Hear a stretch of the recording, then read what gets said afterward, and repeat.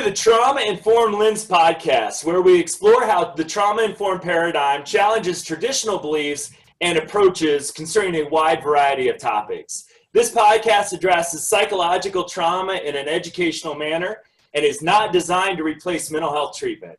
If anything in this podcast makes you feel uncomfortable or anxious, please talk to a mental health professional. I want to welcome you to our first podcast. In this podcast, we hope to give you an opportunity really to introduce ourselves. What is the Trauma-Informed Lens podcast? Why we hope you continue listening over the next coming weeks, months, and hopefully even years. And really, we're going to talk, especially today, about how the trauma-informed paradigm has really influenced the three of our's work, both as clinicians, but also as leaders, managers, trainers, consultants, so on and so forth. So our real goal here is to give you a really good introduction to us and sort of our beginning thinking about the trauma-informed paradigm in our work as well. So I want to start to do just some quick introductions of each of the three of us, of Curt, Jerry, and myself. And then we'll talk a little bit after the introductions about our kind of journey with the trauma-informed paradigm moving forward. So I'll start out with the introduction. My name is Matt Bennett. I think the best introduction to me is I'm a big nerd, as these two will also attest to. My wife, Sarah, is a first grade teacher. She says I can't use the word nerd because it's supposed to have a negative connotation, but when I was a nerd in high school, it meant that I got picked on a lot, but now being a nerd means I get to travel around the country and talk about my passion and what I love to do. So a little bit about my experience. Started out my career as a mental health therapist and quickly moved into leadership and eventually into training. I started out in juvenile justice, went into child welfare, did treatment programs, special education, HIV, housing programs, and really in the last about 5 years, pretty much full-time, I've been traveling the country, training on trauma-informed care, trauma-informed leadership, self-care, and the other thing that I guess I sort of have an expertise in as well is helping people change through motivational interviewing and other techniques as well. My passion has led me to a few things. To start this podcast with two of my good friends, and I think fellow nerds. I think we would all take that banner pretty with some pride going forward. Also, have a blog called Matt's Mumblings, which we'll throw some links on there if you're interested in that. And I'm really excited to announce, just published a book a few weeks ago called Connecting Paradigms. So that's really been the accumulation of my thinking up to sort of this point in my career, and excited to sort of get that out there into the public. So that's a little bit about me. Curt, I'm going to turn it over to you to introduce yourself. Sure. So my name's Curt Mower. I grew up in a small town in central Utah and have landed now in the big city of Denver, and I've been here for about 12 years and absolutely love it.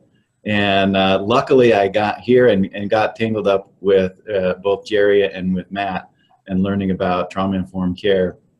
And that's really been a huge changer for me, especially in my clinical work and in my leadership style and in my leadership practices.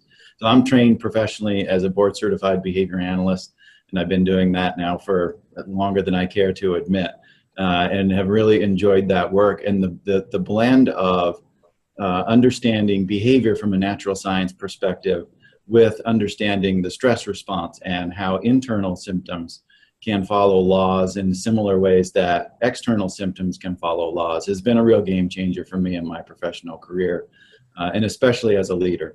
I've really enjoyed especially about the past 5 years, where I've been learning a lot about trauma and about this understanding, and it really has changed me personally and professionally in a way that's really quite meaningful to me. So I'm super excited to be able to bounce ideas off with Matt and with Jerry and be able to talk about something that, as Matt mentions, I'm incredibly passionate about and really get excited about talking and teaching about. So I'm really overjoyed and flattered to have been invited to be a part of this, and I'm really quite excited about it. So thanks very much to you, Matt, and Jerry as a mentor.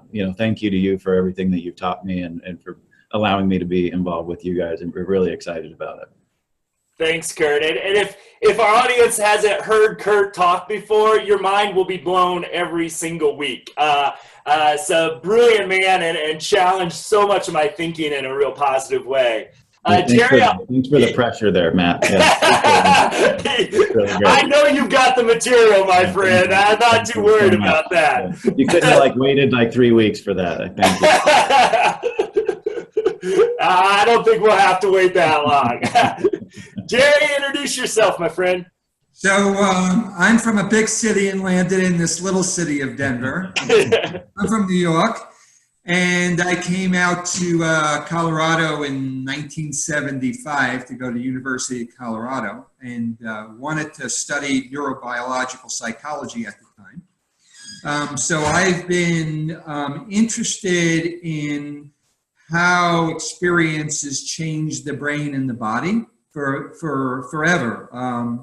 And then I got involved with children and adolescents and that were at the time in hospitals. And then they stepped them down from hospitals to residential treatment centers, and now they're stepping them down to community. But really trying to understand how experiences get embodied into the brain, and how the brain really interprets our experience based on past experiences and how people get stuck. I think that really trying to understand how to help people really get unstuck and move forward has been the journey I've been on for many, many years. I've worked in hospitals, residential, community placements. I now consult to treatment centers to the state of Colorado, and have been involved with the Child Trauma Academy with Dr. Bruce Perry for probably 25 years now, looking at how we can look at the research, how we can apply the research, and how we can disseminate that information to other people who are dealing with people who have been exposed to abuse, neglect, and violence in their life. So I'm really excited to engage in this discussion, and I'm sure that as you guys learn, I'll have an opportunity to learn as well, and hopefully you'll get something out of our kind of journey along the way of kind of sharing our thoughts around about what we've learned and what challenges we face. Awesome. So that's a little bit about us. You will learn so much more about us as we go forward, I know, through our experience over the next weeks and years. But I want to do, as we start out every podcast, do a little bit of a section because, again, as being three people that I know consume a wide amount and think a lot about topics around the trauma-informed paradigm, we want to have a section every week called our Bright, Shiny Object of the Week. And this is sort of what we're thinking about, what sort of, and probably knowing the three of us, what we're obsessing about is probably a better way to do it. And just to give you guys a real understanding of what we're reading, what we're thinking about, and sort of what we're paying attention to in our own work and our own development. And so I guess I'll start out with this.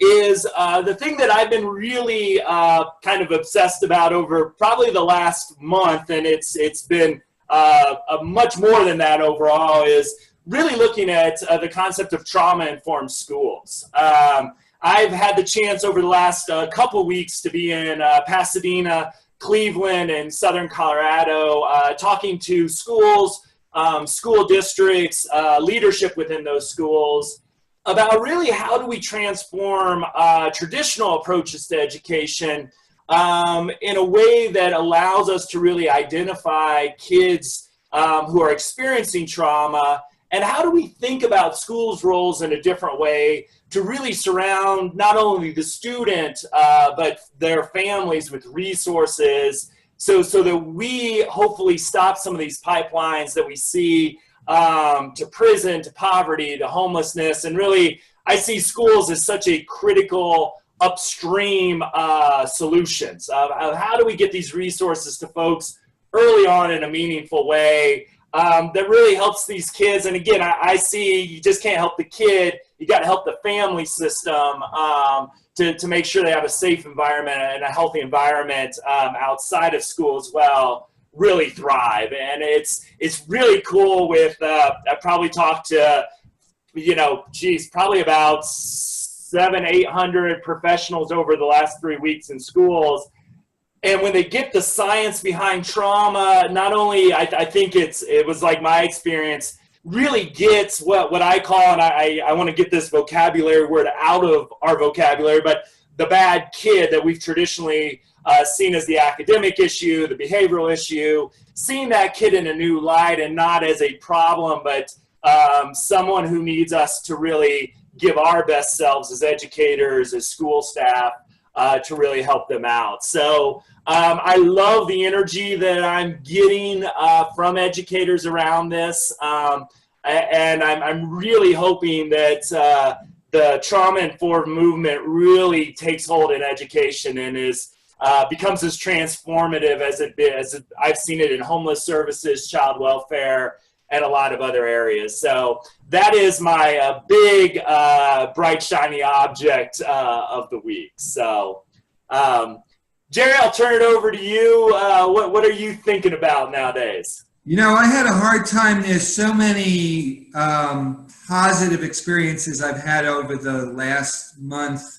from being in schools to being in treatment centers to being part of a group through the state of Colorado putting together a model of change for the system to move towards integration. But really, probably the most moving experience I've had has been watching some of the response to Hurricane Harvey, and really looking at both how it activates our attachment systems when our fellow human beings are in danger, and how people either give money or come to help or get in a boat and try to rescue, but also looking at people walking in the water and escaping. Is that trauma occurs not just because there's these terrible events in our lives, but when our ability to actually escape them and get away gets swatted, and that we can't do that, and to see that these people really take control of their lives and move on. And although there'll be lots of damage, I think in some ways lots of these people will be transformed in ways that we can't even imagine. So with all the negative stuff about the human race that we hear, it sometimes moves me to remind me that people really have an unbelievable ability to heal and to help others. So that was my bright spot this week. Yeah, it's been really amazing to see that response. And, a country so divided, at least we can, it took a trauma in some ways to bring us together, at least for around a certain issue. And it's nice to see we still have that capacity. And it's a good reminder in the midst of all the other stuff that we deal with constantly. Absolutely. I was watching the news the other day and saw the story of J.J. Watt, yeah, who had raised at that point $20 million. And the amount of good that one person can do in the right position reminds me of really some of the dilemmas of power, and that power is not necessarily a bad thing, and that when you're in a position of power, what people need you to do is to use your power to do the right thing and to have integrity and to act in ways that are understanding of what other people are going through. And kind of leads me into something that I've been thinking a lot about, which is this great article that I recently reread again by a guy named Chris Argyris, who started this thought about what we call double loop learning in organizations rather than just single loop learning, which is error correction, detection and correction. And that double loop learning is how organizations at a larger level learn how to learn. So I've been reading a lot about that, and about how the title of the article is Teaching Smart People How to Learn. And that's something that I think a lot about, of people that are these really high level professionals, who are all people that I'm managing at this point. I've been thinking a lot about that, about how to keep them passionate about learning, and how to get them, as you were talking, Matt, I was thinking about how the idea of a lens is so important in viewing the symptoms that we see, whether that be at the individual kid level, in a student in a classroom, or to a staff person who we're managing, all the way to systems level, where Jerry's talking about an understanding of systems change. That viewing the symptoms that we see, or the actions of others that we see, it's important to have the right lens to view them through, so that our understanding guides our action, rather than our emotional reaction to everything guiding our actions consistently. So that's something I've been thinking a lot and reading a lot about lately. Curt, I got a question for you. I love that concept of the double loop.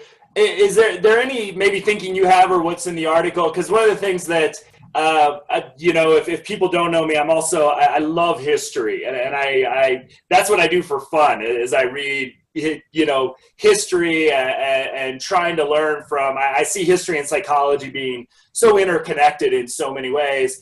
And one of the things that I'm sort of astounded on when I read history in a variety of different areas is our inability to integrate learning sort of into our psychology and into our collective mindset. I just kind of wonder, as I'm listening to you talk, is there any thoughts you have, or any thoughts of why we sort of don't get into that second loop and really integrate the learning into how we then approach future issues? Yeah. Part of this article, which was interestingly published a long time ago, in the late 70s, early 80s, this was really becoming kind of in vogue, and we still don't do it very well. Yeah. And one of the points of the article is that the people who are probably the worst at learning how to learn are high-level professionals. And that we end up, when we have to learn from failure a lot of the time. And we're not good at that.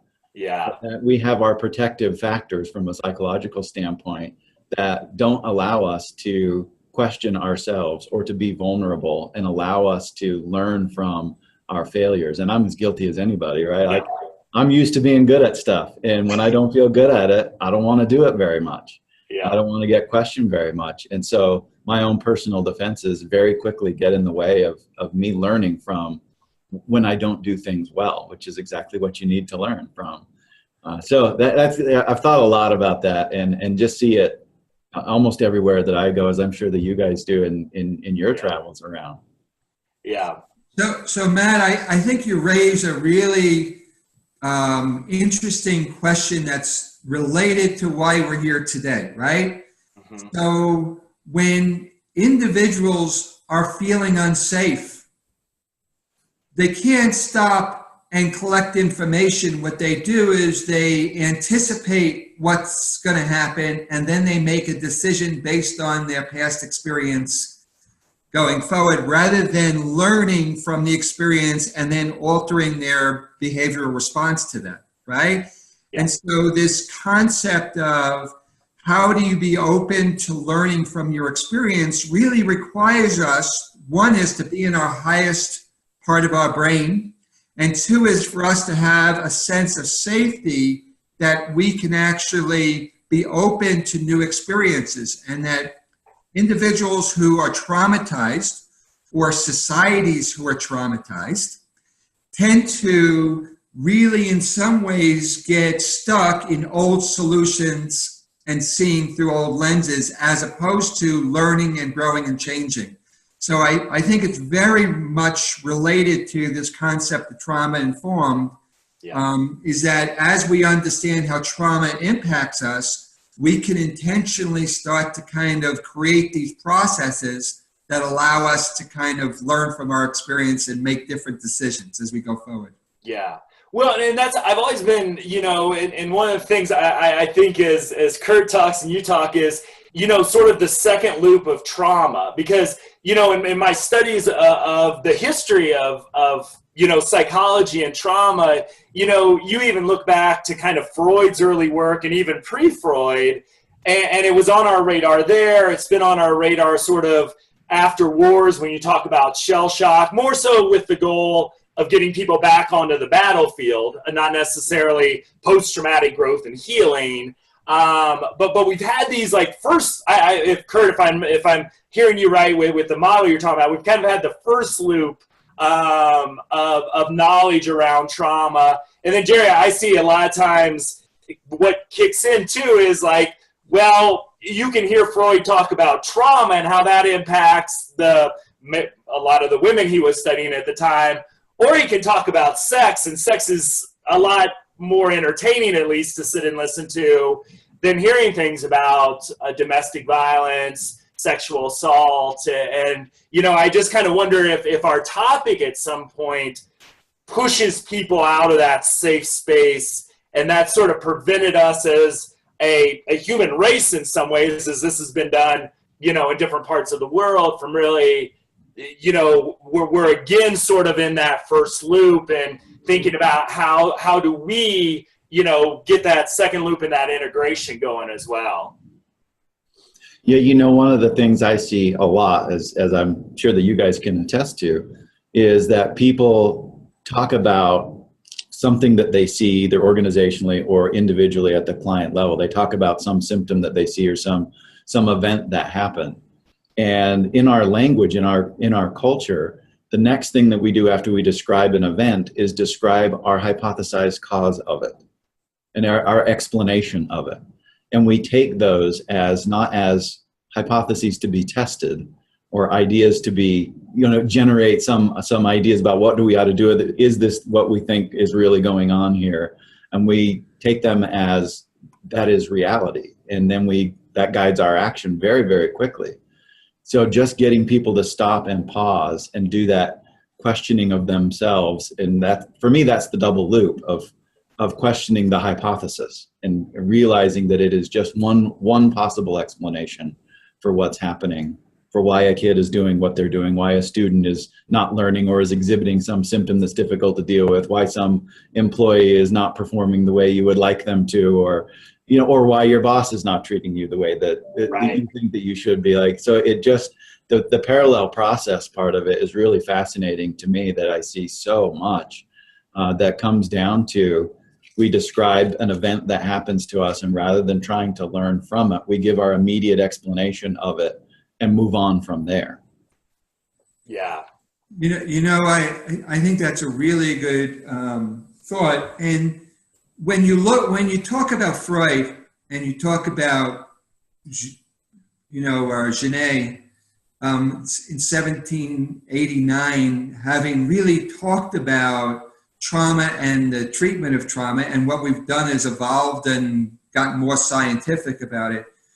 But, my experience going back is when Henry Kemp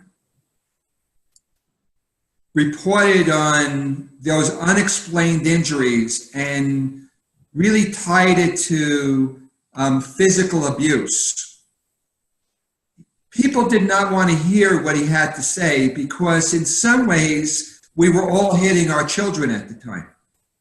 And when Vincent Folletti in 1995 with Robert Andrus came out with the ACEs studies, we are now talking about those studies 20 years later, because we didn't really want, because it touched into our own trauma histories and our own behavior, that we had to somehow come to terms with that in some ways trauma is an important part of all of our lives. And so I think you started this podcast by saying, if what we talk about generates uncomfortable feelings in you, we've got to be able to deal with that. I think as a society, sometimes when we have to learn from our past, we have to deal with really uncomfortable feelings and really painful behaviors and guilt and shame and all the things that go along with trauma. And what we know about trauma is part of its response is to avoid it. And so I think what we see is we get drawn towards it for a while, and then we have this behavior that we want to kind of distance ourselves and forget about it for a while. And it takes, in some ways, these podcasts and us talking to keep people and to be able to titrate how we move towards these issues in a way that allows us to step out of our comfort zone but doesn't overwhelm us, and in some ways causes us to constrict and go away from these issues. Yeah. So I think that as we learn more about trauma, we can understand why schools have done it, what Freud, basically Freud had to change his model so he gets referrals. If he didn't change the model, I've gotten any referrals. But in some ways, really, this community and the society itself can't tolerate too much of this too quickly, and that we've got to help them have some frameworks to understand it and to cope with it. Absolutely.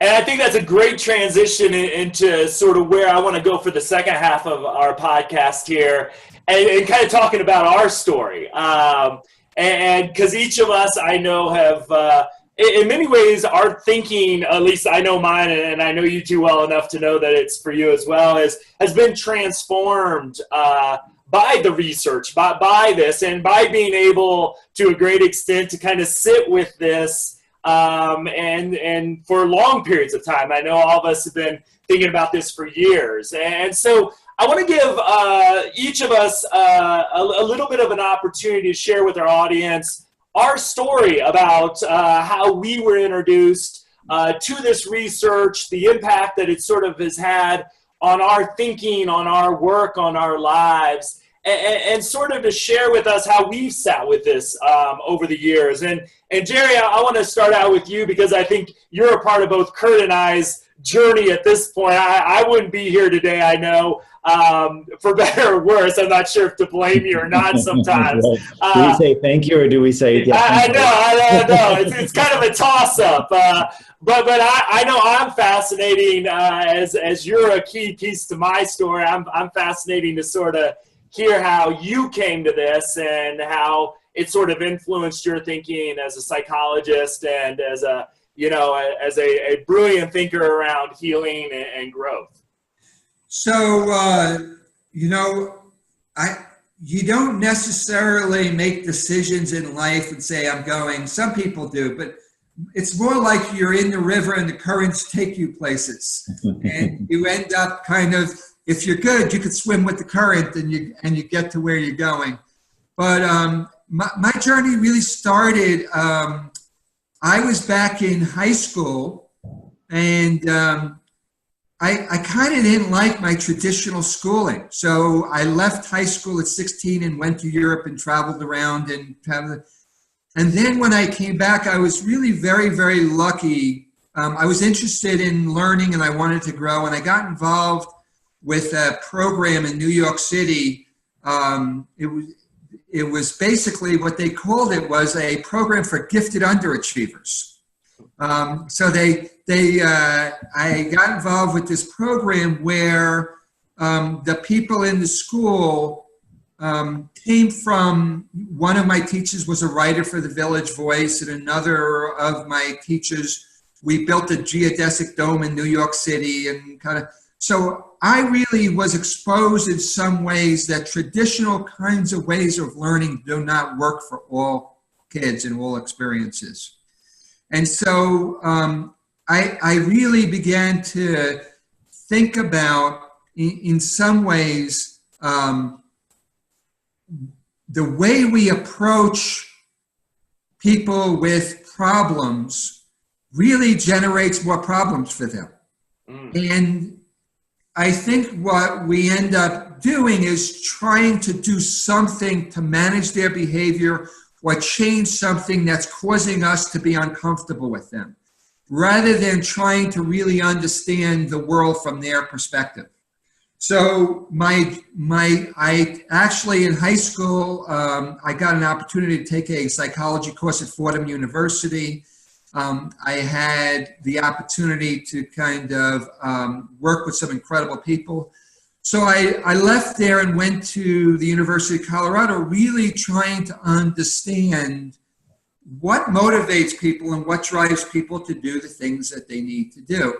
Well, as you can imagine, leaving school with that kind of idealistic, maybe rebellious kind of way of thinking, and ending up going into a hospital where children were placed in a hospital because in some ways they were different and they were trying to cope with the experiences that they had. The hospital's model was really about if we can consequence them and structure them enough, they'll change. Somehow if we reward what we like and we consequence what we don't like, that's going to help them. And it really wasn't very helpful. And I also began to realize it never worked for me, so why would it work for them, right? So in some ways, my identification with this really helped me drive me to some of that. Well, then I left there and went to a residential treatment center. And in a residential treatment center back then, I had children who were with me for 5 to 6 years. So I had the opportunity to really get to know them in a way and get to hear their stories. And in some ways began to understand that what they were doing was actually, for lack of a better word, it was their way of protecting themselves. I think the language really it was damaging limiting strategies. Is that what they were doing was causing them some hurt, but it had protected them at some point. Mm-hmm. And as I began to really get that and help them get that, something changed in the process. But I didn't really have language or research to support that. So I was lucky enough to get involved with the Kemp Center, with Dr. Brand Steele and Gail Ryan. And what we did is we created the first, what we called an abuse-specific milieu, where we were going to, in some ways, try to interact with these kids in a nonviolent way. That their experience was going to organize us to interact in a violent way, and we wanted to. And so what I ended up doing is having, just like Freud, everybody in the residential treatment center wanted to kill me and wanted me to leave because I wasn't setting enough limits, I wasn't punishing them enough, I wasn't having enough control over them, I was too soft, I was too nurturing. All these derogatory things that in some ways when you're changing systems, it began to happen. And I then was lucky enough to meet and be mentored and have a friendship with Dr. Bruce Perry, who was doing the research around this. And that I think that I have just been blessed with really bright students who were willing in some ways to take what I was believing and actually put it into language, because that's not one of my best, right, is take what I'm thinking and put it out, and then create programming around that. So, early back in, in the late 1980s, I hired an art therapist. I hired a music therapist. We installed a yoga program for the kids. Is we began to understand that if negative experiences can have such a negative impact on their lives, how do we expose them to positive experiences and have them feel safe and competent in their bodies? And we got incredible results from it, but we still didn't have the research. Today we have research to support what we were doing. Mm-hmm. And so if, I know evidence-based and protocols are really important, but if there's not somebody who's willing to take a risk and go ahead of the research and then do the research on it, we stay within our same paradigm. So I think really what all of you do that I know is that you push the experience of what trauma does to people ahead of the research, and then allow the research to kind of catch up and disseminate some of that. So it's been really, for me, an honor to kind of share some of my thoughts with you, and then see the incredible things you do with really what I have had the opportunity to do. So I know you tell me I mentor you, but you've taught me as well along the journey. Thank you for that. I have a question for you. This is something I've never asked you, but it's something that, you know, I joke in my trainings that I got trained as a therapist, 3 years of grad school in student loan debt in the dark ages of psychology, which was the late 90s, where I can't remember the word trauma ever being uttered in any of my classes. And I may have forgot it, but I don't think so. And Jerry, I kind of wonder, as you, as a psychologist, what was your sort of experience as coming out from the educational, as you as somebody with a lot more schooling than I do, you know, what was that kind of realization process? Did you get any of that in your educational experience, and how did that practical applications of this sort of, you know, challenge maybe some of the thinking you were even taught in educational settings that you were in?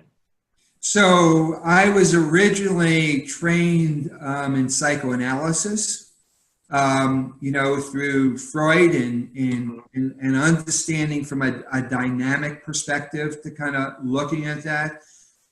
And I really like that in kind of understanding, but it left something lacking for me because it didn't really help me understand how the environment impacted people. It was really much more of an intrapsychic kind of process. So then at the time we were I just been blessed along the way. I worked at a facility in Miami who had a special relationship with the Philadelphia Child Guidance Clinic. And everybody in Philadelphia would love to come to Miami. I can imagine. So they would come down and do trainings and do it. So I got to have the opportunity to work with some of the leading family therapists out of the Family Guidance Clinic behind a one-way mirror. And so they began to focus on, you know, moving people around the room and kind of having dad do something about mom's face and kind of understanding from a systems perspective. And I got excited about that. But now we understood something about how the environment was impacting people, but we lost the fact of what was happening in people. And so then I moved to more of a developmental perspective because I wanted to really understand how. So my journey has been not so much about, yes, I heard about trauma in school from a Freudian perspective. And then I heard about how the family organizes the children.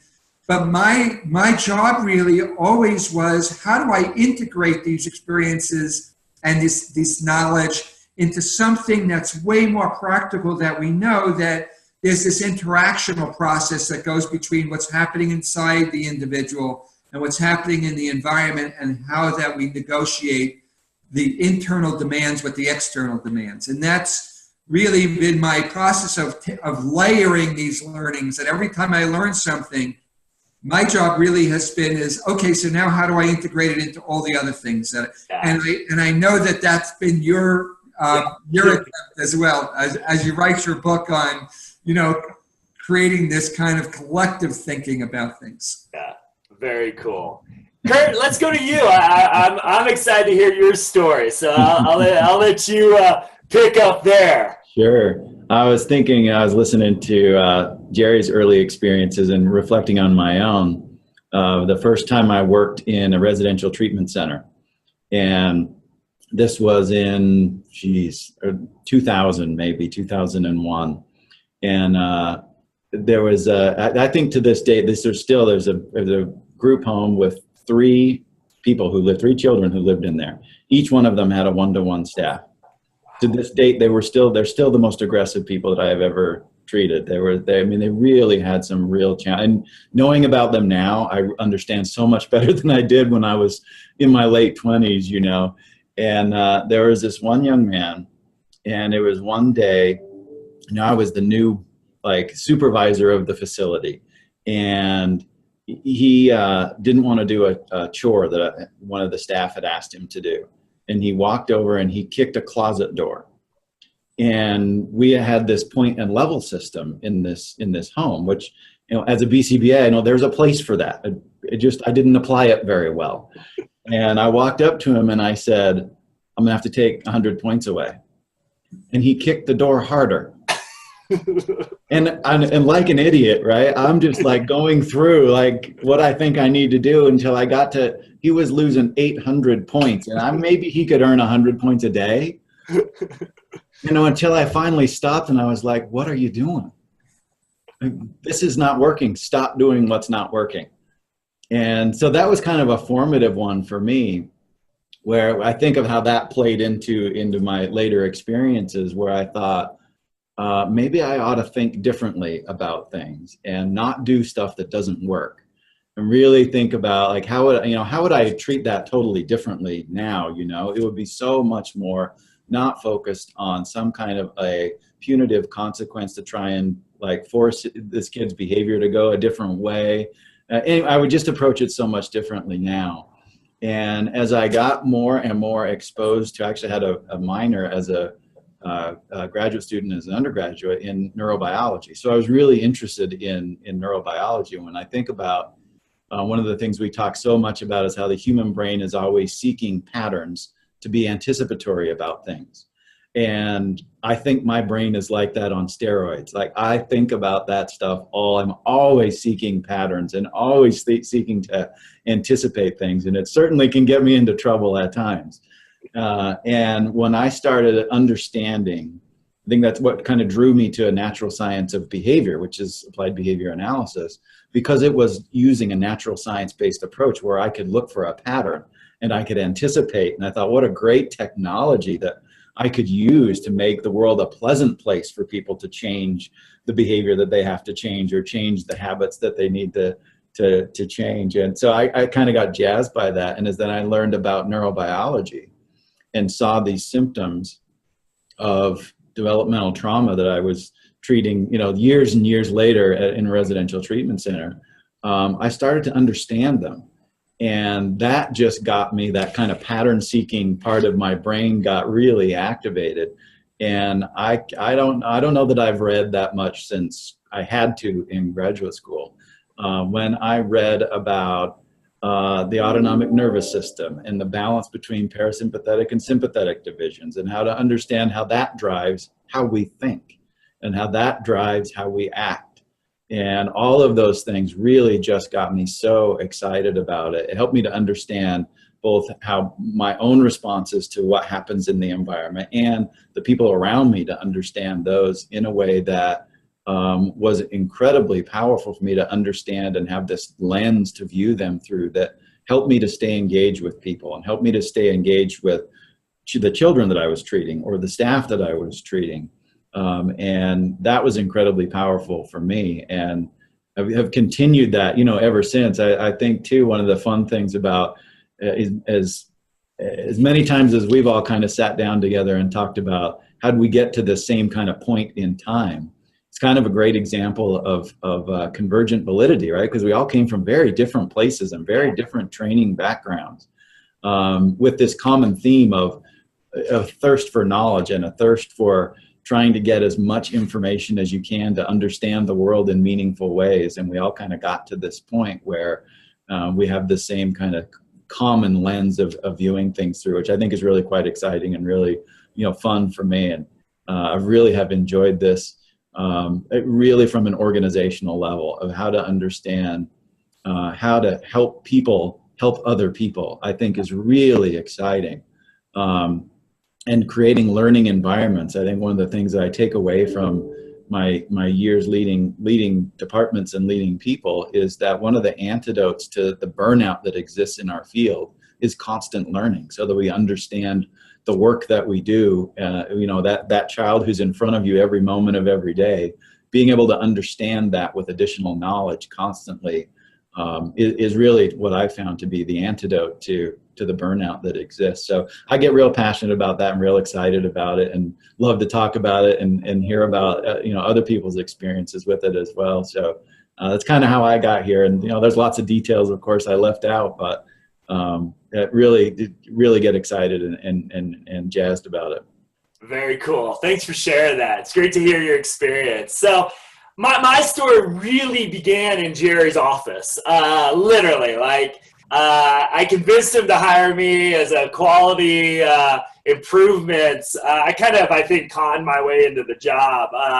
I got him to hire me to measure what Jerry was trying to do, which was a fun process, and quickly, I think, conned my way into running some programs at Denver Children's Home, where he was my boss as the executive director at the time. And I just remember it almost like it was yesterday. He actually showed up for supervision. Jerry doesn't always show up when he's supposed to, but I remember it was early on, a few weeks into this, and of course I'm trying to measure stuff and get Jerry to tell me how to quantify what we're trying to do here. And I think maybe just out of frustration to shut me up, brought out the adverse childhood experience study. And I just recall that I had two immediate reactions to hearing about the research on trauma. And again, as somebody who had a background as a therapist, but it sort of quickly transitioned my career into leadership and management as well as quality, is as he started to talk about the brain, all of a sudden these behaviors that, like Curt, your experience, and Jerry, your experience, that I didn't know how to help kids, teenagers, much less their parents, really change behaviors to avoid prison, to avoid poverty. And so I guess I was doing my best. I'd love to go interview myself pre this meeting, this supervision with Jerry, and just ask myself, what were my assumptions? I think in some ways I was surviving my work, so I was just in the moment probably too much as well. But I remember Jerry sitting me down and probably just in 15 or 20 minutes, like Jerry can do, explaining me about the impact of trauma on neurobiology and how that manifests in behavior.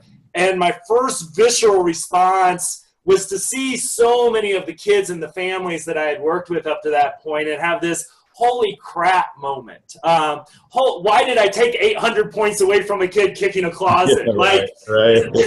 And for the first time, again, after all this student loan debt I had accumulated, it's like, oh, maybe that kid didn't wake up this morning wanting to kick that closet. And so it just there was this kind of really an immediate depression set in, is, oh, this is why so much of what I've tried to do just hasn't really had the impact that I wanted it to have for folks that I really genuinely cared and loved and wanted to see them live a good life, a fulfilled life. And I think, unfortunately, so many of those people were already so far on their journey that I didn't have the effect that I really wanted.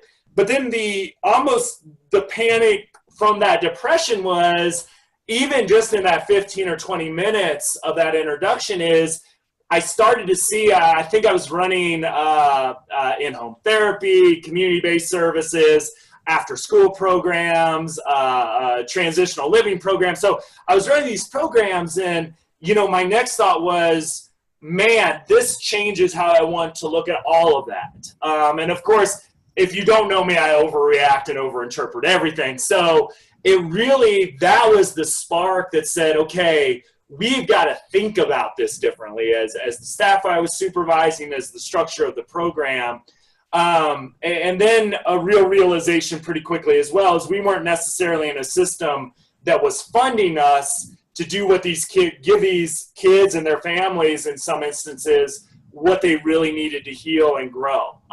We were, in some ways, as you both talked about, we were managing these kids and their behaviors. And how do we get out of that paradigm and really say, something happened to these kids, and then have the kind of the regulation within ourselves is, okay, then we can jump to blaming the parents, but something happened to those parents as well. And that just shifted my whole thinking from those point system, level systems, light systems. If there was a system, I had created it and probably taken it to the nth degree. And it really sparked a decade and a half long, at this point, somewhat obsessive at times, just search for that knowledge. And somewhere along the line, you know, I got asked to do some trainings. I started out in HIV and public health, and started to bring some of this, my beginning research,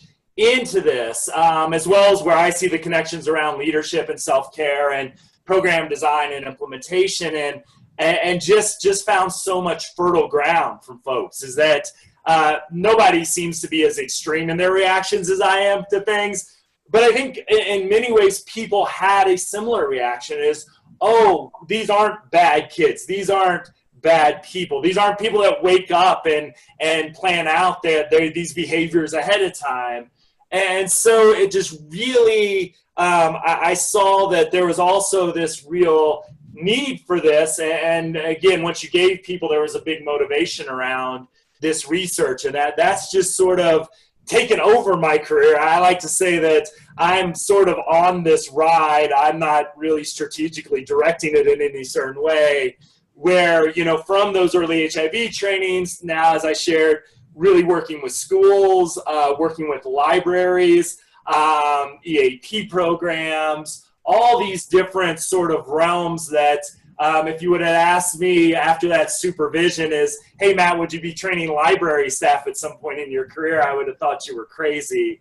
And so it's just sort of evolved into that. And, you know, the other thing about, and I know as we move forward with the podcast, we'll talk a lot about this, you know, my knowledge of trauma brought in a challenge to also learn about things like epigenetics, things as we talk about with neurobiology. And so it opens up all these other sort of aspects to think about and kind of sit with healing and growth as well. And I think that's been the real intellectual joy that I get from this, is it's not reading one book on trauma. Every book that I read tells me to go over here to dig deeper into this subject, and there's just been this great organic sort of flow, and really changed how I see not only my work, but also in many ways, as Jerry talked about with the hurricane, you start to see the world through this lens, and you start to understand behaviors in a very different way. And it gives me empathy and compassion,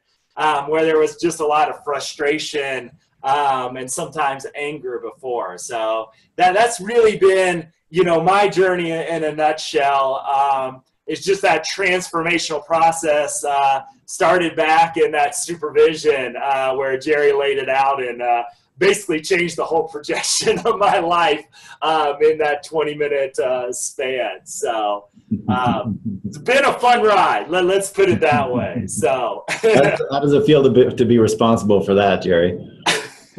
You know, it's all I did. It was a rock on a cliff, so all I had to do was a little nudge, and it had no momentum going down, man. I'll take credit for the nudge, not for the rolling down the hill. The nudge that started the thousands of questions I've asked you throughout the years. You do create a path in front of you and behind you, Matt. And history will say whether or not it's a path of destruction or a path of real positive change, right? Absolutely, probably a little of both. I would imagine. Or a lot of both. We'll see. Well, thank you for everybody telling their story. One of the things that we want to do every week, and Curt, I know Jerry is really good at this, of thinking about questions, because he always challenges us. All right, so the question really is. The question really is. So at the end of every podcast, we want to give Jerry to play to his strengths and throw out a question in the community. And you can go to trauma-informed lens, all one word, .org, and we'll have a discussion, your ability to kind of put up comments where you can comment on this question, and we'll bring that into the next podcast in the future as well. Once we get a few of these under our belts, we'll integrate some of that in. So Jerry, I know you at least have to have one question in that brain of yours. What do you want to throw out to our audience to think about between this and our next podcast? You know, I think what we should be thinking about is what do we really know helps children and families kind of express their potential? And I think when we think about creating the environment that we know is best for learning, best for growing, best for exploring, maybe go back to wherever you work, and think about, how does this environment match what I believe is best for children and families? The same way I think that Curt and Matt and I had at some point discovered and said, there's a gap between what I know people need and what I'm doing. And really, I just think between now and our next podcast is really just go back and raise that same question for yourself. And that really will drive you the way it drove Curt, the way it drove me, the way it drove Matt, is it begins to start the ball rolling. So it starts with really creating some dilemma for yourself, and then kind of will help you manage that dilemma along the way. Awesome. So to summarize that, the question I have, make sure I'm right, Jerry, what do we know that helps children, family, I'm going to throw adults in there, well, heal and grow, and how does your organizational environment support that healing and growth? Right. Awesome. Awesome. So there's a challenge for you. Summarize that in a paragraph or two. So we would love to get your thoughts on that piece. So our next podcast, our topic is going to be, what is trauma? So I want to get everybody kind of thinking on that piece too, because more and more what I see is this trauma-informed paradigm is getting into our consciousness, and sometimes we can kind of jump ahead of it, and we'll throw trauma out. And one of the things I'm really cautious about is sometimes we use trauma when we really should be using stress. And how do we make sure that we really, as we launch this podcast, really make sure that we're all working off that common definition of trauma. So we really hope that you join us again next week. I don't know about you all, but this was a blast for me. Hopefully our audience enjoys it as much as you do. And I know the three of us will just keep talking whether anybody listens to us or not. So I want to thank everybody for your time. And hey, join us next week. We would love to have you back. Thanks, Matt. Thanks, Jerry. Bye-bye.